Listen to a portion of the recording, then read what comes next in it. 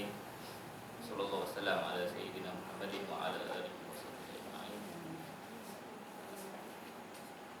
Rabbana shrah lana sudurana wa yassir lana umurana waftah alaina futuhal arifin kama fatahta ala anbiyaika wa ala awliyaika wa ala ibadika sholihin. Allahumma faqihna fid din wa 'allimna at-ta'wil wa hdina ila siratal mustaqim. Wala haula wala quwwata illa billah al-'aliyyil 'azim al-'aliyyil hakim. Wa ba'du.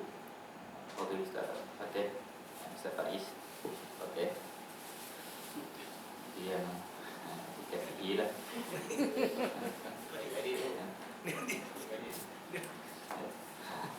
Sebab adik-beradik tu ada besar ni. Sebab abang berkorban. Abang kecil. Baik, tuan dan puan, saya datang ziarah je dan minta izin, bukan minta maaf lah, tadi nak duduk lama. Jadi saya rasa saya tak akan sentuh hadis. Cuma saya akan sebut beberapa perkara lah yang mungkin ada kaitan dengan hadis. Mungkin saya dah sebut kat awal tu kenalan kepada Arba'in ni kan. Mungkin saya kongsilah beberapa perkara yang mungkin ada manfaat kepada tuan dan puan malam ni tentang kepentingan kitab Al-Arba'in ni sendiri. Dan juga berkaitan dengan hadis sendiri lah.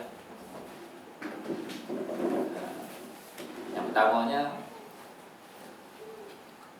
tentang idea yang dipanggil Al-Arba'in.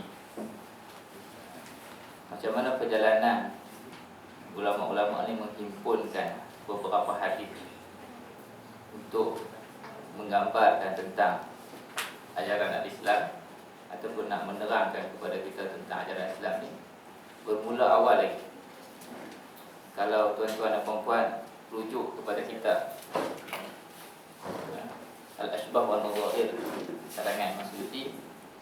Imam Suyuti himpun pendapat beberapa orang ulama yang sebut dan isyarat kepada beberapa hadis. Hadis ini 1/3 daripada Islam contoh. Ataupun sebagai ulama sebut hadis ini adalah 1/4 daripada Islam. Ataupun hadis ini adalah 1/5 daripada Islam. Jadi ada beberapa hadis daripada beribu-ribu hadis Rasulullah SAW tu yang mana ulama bagi fokus lebih kepada hadis matan-matan hadis tersebut. Sebab hadis tersebut disebut sebagai hadis yang menggambarkan ajaran Islam secara keseluruhan. Walaupun satu hadis. Contoh yang disebut hadis ini 1/3 daripada Islam. Contoh ya, hadis pertama yang tuan-tuan dah baca dengan Al-Fatihah Sahabat. Hadis ni ulama-ulama sebut sebagai 1/3 daripada Islam. Apa maksud 1/3 daripada Islam? Nak bagi tahu hadis ini merangkumi 1/3. Kandungan hadis ini, makna hadis niat itu mengandungi 1/3 daripada cabang ajaran Islam. Sebab apa? Sebab bila kita tengok dalam kitab fiqh daripada start mula bab bersuci sampailah hujung, kita akan tengok tajuk niat tu masuk dalam lebih daripada beberapa puluh bab. Jadi niat itu satu perkara yang besar dalam Islam. Jadi bila kita belajar hadis tentang niat tu, kita dapat faham, oh rupanya ajaran Islam ni salah satu cabang ataupun salah satu perkara yang besar ni adalah fokus kepada persoalan hati dan niat. Jadi kita faham, oh ini rupanya ajaran Islam. Fungsi. Jadi ulama-ulama himpun hadis ni. Contoh lagi disebut 4 hadis yang menjadi teras kepada Islam dalam mukadimah Ashbah Nur itu. Jadi himpun 4 hadis tu ada yang kata hadis yang pertama ialah min husnil islamil mar'i tarkuhu ma la ya'ni. Hadis tu dia kata salah satu daripada 4 hadis yang utama dalam Islam ni, 4 ni boleh bagi gambaran Islam. Yang pertama, hadis yang antara kebaikan Islam seorang tu akan jumpa nanti kan. Antara kebaikan Islam seorang itu ialah dia tinggal apa benda yang tidak bermanfaat baginya, ataupun benda-benda yang tidak ada kepentingan baginya. Jadi bila kita baca hadis itu, kita dapat faham dah bahawasanya ajaran Islam ni salah satu cabang ataupun salah satu bahagian yang penting yang Islam bawa kepada kita ialah supaya kita fokus kepada benda-benda yang ada manfaat kepada kita, dan kita buat tinggalkan benda-benda yang tidak ada kepentingan dan tidak ada manfaat kepada kita. Jadi contohlah tuan-tuan dapat 2 hadis ni. tuan-tuan dapat mengaji 2 hadis, tapi tuan-tuan dah dapat faham ajaran Islam tu secara general. Yang pertamanya, Islam suruh kita jaga persoalan hati dan niat dalam segala urusan kita. Yang keduanya, Islam ni juga bawa kepada kita supaya kita ni fokus kepada benda-benda yang ada manfaat dan ada kepentingan kepada kita. Jadi idea untuk kumpulkan hadis-hadis, dia panggil apa? Ada setengah sebut hadis, ada bahagian hadis disebut sebagai contoh. Hadis yang kedua tu Ustaz Fatih sebut. Hadis yang kedua tu sebut, kata antara nama hadis kedua tu hadis Islam, Iman, Ihsan tu disebut sebagai Ummus Sunnah, ibu kepada segala hadis. Bahawa sebab bila disebut ibu tu, dia jadi sebagai satu, kita kata base, yang lepas pada tu cabang-cabang Islam tu semua terkandung. Dia nak bagi tahu sebahagian hadis tu dia menggambarkan kepada hadis-hadis yang lain. Ada yang himpun 4 hadis, ada yang himpun 3, ada yang Fadil Ustaz, sahabat saya dekat belakang tu, ada yang nak kali belakang Ustaz. Lama tak jumpa, apa pasal tak faham. Ada yang himpun 4, ada yang himpun 5. Dan disambung himpunan-himpunan itu boleh guru kepada Imam Nawawi, dia sebut sebagai guru, walaupun Imam Nusalah ni, Imam Nawawi mungkin tak sempat jumpa dalam silsilah dia, tapi dia sebut sebagai guru dia, sanad dia. Himpun 26 hadis. Dan Imam Nawawi sempurnakan jadi 40. Jumlah 42 lah, dia sebut 40 tu sebagai, kita kata, bundarkan kepada puluhan yang terdekat. Itu bahasa sekolah lah, yang sebut bagi lintas. Jadi fungsi Arba'in ni ialah Imam Nawawi niatnya dengan belajar 40 hadis ni, kita akan dapat faham agama kita secara menyeluruh, secara general. Kita boleh faham. Contohlah yang hadis pertama sebut kata kepentingan niat, Islam ambil berat niat. Hadis yang kedua sebut kata Islam ini ada 3 cabang utama, ada bahagian akidah, ada bahagian syariah, dan ada bahagian tasawuf. Oh, kita faham Islam ada 3 cabang, 3 teras. Bila masuk hadis yang ketiga, masuk hadis yang ketiga, tuan-tuan akan faham bahasanya kita ada rukun. Dalam Islam ada rukun, lepas pada rukun ada perkara yang wajib, lepas wajib ada benda yang sunat, lepas sunat ada benda yang adab. Disusunan pembahagian ajaran Islam. Dan begitulah seterusnya perjalanan pengajian hadis Arba'in. Bolehlah kot tuan-tuan nampak gambaran kepentingan apa kitab yang nama dia Arba'in An-Nawawiyah ni. Imam Nawawi yang mula susun, dan Allah Ta'ala takdirkan Imam Nawawi ni antara ulama yang mana tarangan-tarangannya jadi patut disebut sebagai mendapat al-qabul. Qabul ni maksudnya Allah Ta'ala terima amal soleh Imam Nawawi, dan kitab-kitabnya kekal jadi manfaat kepada umat Islam zaman berzaman. Dan kalau tuan-tuan nak mengaji hadis, kita akan jumpa Riyadhus Shalihin. Kalau tuan-tuan nak mengaji cara berzikir, kita akan jumpa kitab Al-Azkar. Kalau tuan-tuan nak belajar fiqh Imam Syafi'i, kita akan jumpa karangan-karangan Imam Nawawi.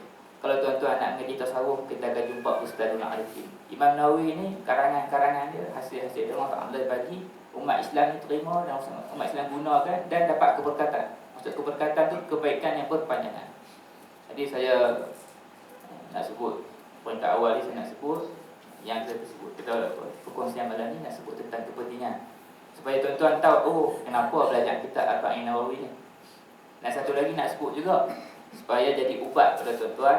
Mungkin sampai hari Sabtu ni mungkin tak dapat habis, mungkin tak dapat habis sampai 40. Tapi tuan-tuan faham, oh 40 itu walaupun aku mungkin dapat 23 ataupun dapat 24, tapi aku dapat faham gambaran ajaran Islam secara tidak langsung melalui hadis-hadis ini. Jadi datanglah dalam hati tuan-tuan rasa oh kalau tak habis kali ini, insya-Allah ada masa-masa yang lain mungkin boleh habiskan. Jadi itulah yang saya nak kongsi kepada tuan-tuan. Itu yang pertama. Yang keduanya tentang yang dipesan selalu oleh guru kami lah di Mesir tu, Fadil Syekh Dr. Nuruddin di Jumaah, dia sebut Islam ni ada 3 cabang utama, 3 teras yang utama. 3 teras yang utama tu, teras yang pertama disebut al-ibadah. Ibadat. Teras yang pertama teras ibadat. Sebut dah awal. Tak sebutlah. Teras yang kedua disebut teras al-imarah.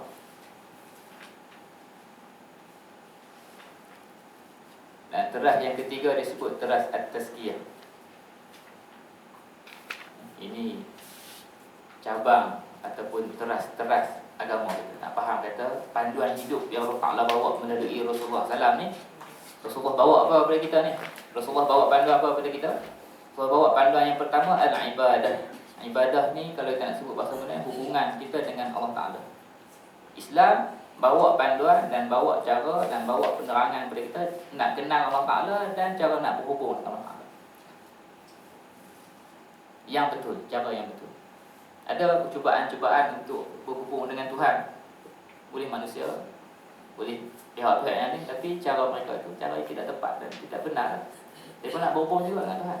Jadi Rasulullah SAW bawa cara yang betul nak berhubung dan cara yang betul untuk kenal Allah Ta'ala. Itu nama dia bahagian pertama dalam ajaran Islam, nama ibadat. At-Tauhid wal ibadah. Bahagian kedua dia panggil bahagian al-imarah. Imarah ni ialah maksudnya kita membangunkan aktiviti di bumi ini. Kita tunaikan tugas-tugas kita dan kita buat tanggungjawab kita di atas muka bumi ini dengan aktiviti-aktiviti kita lah. Jadi Islam dia tak datang semata-mata hubungan dengan Tuhan untuk suruh buat ibadat. Tapi Islam juga beritahu kepada kita, Rasulullah berkata kita kena buat kerja. Kita kena ada kita punya sumbangan kita dalam aktiviti dunia ni. Yang nelayan kena jadi nelayan, pergi tangkap ikan. Yang berkebun kena pergi petani. Yang jadi guru kena jadi guru. Yang jadi bapa kena jadi bapa. Aktiviti dunia tu. Islam bawa panduan apa yang kena buat dan bagaimana cara nak buat. Itu nama bahagian al-imarah. Yang kita belajar kitab fiqh. Kita belajar tentang cara solat, kita belajar tentang cara zakat, kita belajar cara takbir negara, kita belajar cara nak takbir keluarga, kita belajar cara kahwin, kita belajar cara hukum akan jual beli, kita belajar tentang cara apa hukum dalam melibatkan tanaman. Jadi ini panduan kedua. Dan panduan yang ketiga ataupun cabang yang ketiga yang Rasulullah bawa kepada kita ialah cabang yang nama dia at-tazkiyah. Cabang yang melibatkan proses penyucian jiwa dan hati. Rasulullah bawa cara. Sebab kita manusia ni, kita selain berada di daging, dalam tu ada nama dia hati dengan nafsu.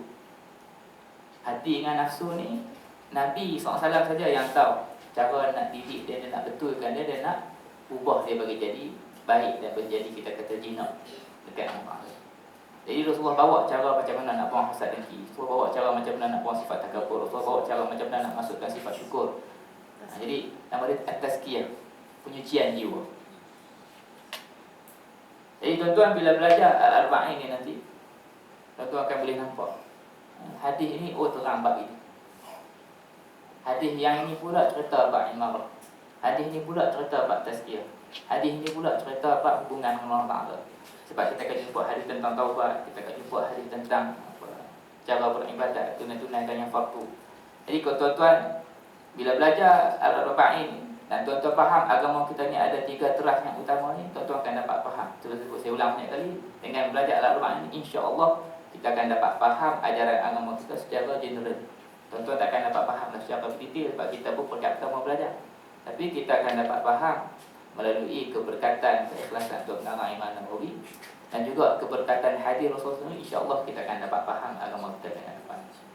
Yang disebut oleh guru saya juga, guru saya patih juga lah, Syekh Sama dia sebut, kalau tuan-tuan dan puan-puan nak tengok beragama yang betul ni, kalau tuan-tuan jumpa orang tu dia hanya jaga ibadat saja, dengan kata-kata dia dan dakwaan dia kata akulah orang yang berpegang dengan Islam, ketahuilah bahawa orang itu ketika tu orang itu tidak tepat. Kefahaman agamanya kefahaman yang songsang. Dia ibadat dia. Dan dia tolak nak membangunkan bumi dan dia tolak juga persoalan jaga hati. Kalau tuan-tuan jumpa orang dia nak bangunkan bumi saja, dia nak buat aktiviti dunia saja, tapi dia lupakan Allah Ta'ala, dia lupakan amal ibadat, dan dia lupakan juga proses penyajian jiwa nanti, tahu jugalah itu kefahaman agama, kefahaman yang kurang tepat. Dan kalau tuan-tuan jumpa orang yang nak jaga hati saja, yang nak bersihkan jiwa saja, tapi tak ikut cara Rasulullah ajar dan tak tumpu kepada aktiviti dunia dan tanggungjawab yang dia kena buat, ketahuilah juga bahawa itu pun kefahaman agama yang salah. Jadi saya rasa cukuplah perkongsian dekat tu. Sebab kalau tuan-tuan tengok saya kecil lah pokok tu. Isi dia banyak lagi. Isi bukan isi dia. Maksudnya isi kuliah dia insya-Allah banyak lagi lah. Tuan-tuan kena faham lah. tuan-tuan sudah faham lah bab tu. Jadi saya minta saya ucap, pertama saya ucap terima kasih banyaklah kepada tuan-tuan sebab bersabar dan sanggup meramaikan dan mengimarahkan kelas pengajian. Tuan-tuan hadir ni saya duduk terang selalulah sahabat-sahabat. Walaupun dengan hadir sebenarnya tuan-tuan telah membantu untuk menghidupkan majlis-majlis Rasulullah. Tuan-tuan telah membantu untuk menghidupkan majlis-majlis ilmu. Walaupun datang, dengar, dan walaupun mungkin lena lah tengah-tengah kelas tu. Tapi tuan-tuan telah dapat faham menghidupkan dan membantu majlis-majlis ilmu. Dan amalan-amalan yang besar dan amalan yang baik ni antara yang besarnya amalan kita menghidupkan majlis-majlis ilmu lah. Saya berharap tuan-tuan dan perempuan semua akan dapat manfaat daripada daurah ini. Dan saya minta lah doakan jugalah khusus kepada saya dan sahabat Fatih dan sahabat-sahabat semualah. Doakan bagi jadi orang bermanfaat lah. Orang bagi manfaat dunia dan akhirat. InsyaAllah ada umur panjang dan ada masa akan datang nanti kita boleh jumpa lagi lah. InsyaAllah lah masa akan datang. Jadi saya serahkan baliklah kepada sahabat Fatih. Tapi nampaklah declare dia bukan adik saya pun. Itulah nak abang. Tengok muka pun tahu dah. Dia bila hak mengaku handsome tu faham. Assalamualaikum warahmatullahi wabarakatuh.